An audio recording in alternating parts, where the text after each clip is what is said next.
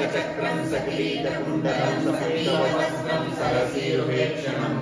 सहारवक्षस्थलशोभितौस्तुभं नमामि विष्णुं शिरसा चतुर्भुजं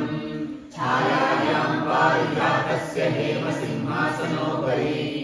आसीनं बुधश्याममायताक्षमलङ्कृतं चन्दाननं चतुर्बाहुं श्रीमत्साङ्कितवक्षसं रुक्मिणी सत्यभामाभ्यां सहितं कृष्णमाश्रये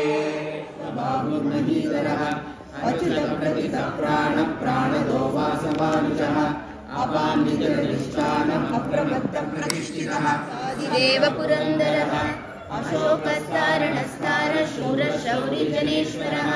अनुकूलश्रुता पद्मिनिवेक्षणः पद्मनाभोरविन्दाक्षं कारणं कर्ता विकर्ता गहनो भुवः व्यवसायो व्यवस्थानः संस्थानस्थानदो ध्रुवः परद्विपरमस्पष्टस्तुष्टपुष्टहिप्रेक्षणः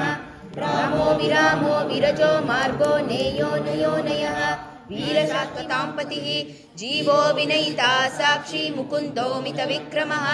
अम्बो निधिरनन्तात्मा महोदतिशयोऽन्तकः अजो महारः स्वाभाव्यो जितमित्रप्रमोदनः